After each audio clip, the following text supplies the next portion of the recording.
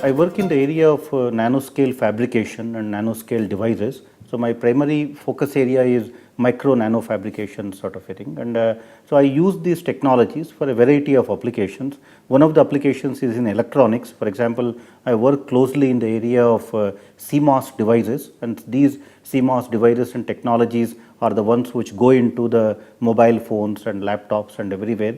So my area has primarily focused on improving the battery power or improving the performance of these devices. I have been working with the major semiconductor industries for the past 10 years in the area of CMOS technologies.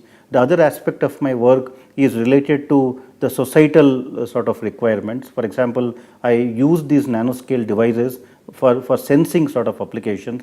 For example, there are two kinds of products we are developing, one for healthcare diagnostics, one for explosive detection at IIT Bombay.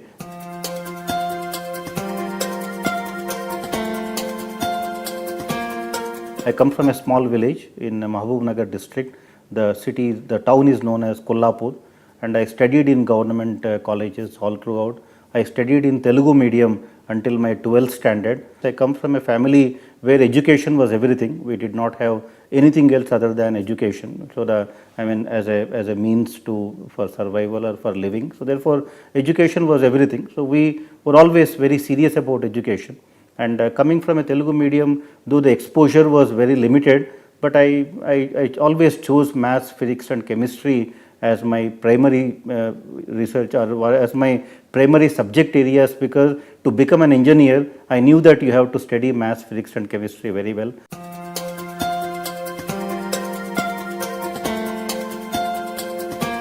So one of the problems we started working on, for example, was cardiac diagnostics, because some of these cardiologists told us that in India there are so many people dying because of cardiac problems, and in India 50% of the cardiac patients are of Indian origin. We said, can we start to work in the cardiac diagnostics area and develop solutions which are very low cost and which an MBBS doctor in a street corner clinic will be able to use and test people routinely for cardiac kind of issues. And then in 2008, for example, the Principal Scientific Advisor's Office contacted us and said, why don't you use these technologies that you are developing for explosive detection? Can we develop explosive detectors? Because there are no solutions right now. There is no way you can track somebody who is carrying explosives. Like they said, can we develop simple sensors with which we can track people carrying explosives, and sniff these explosives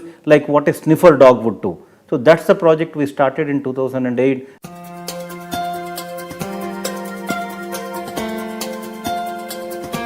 Winning the Infosys prize made me very happy. On the day when I was told that I am the winner of this year's engineering prize, I was really happy. In fact, the first person I called was my wife to tell her that this is what has happened. Now, as researchers, we look at Infosys prize as something you aspire to after you got all the other prizes in the country, because it has become so prestigious. The kind of jury that decides the prize, the kind of an objective way of evaluating the awardees, I think Infosys prize has set a standard for how awards should be given in this country, and I'm very elated that I really feel very happy that I have won the Infosys prize.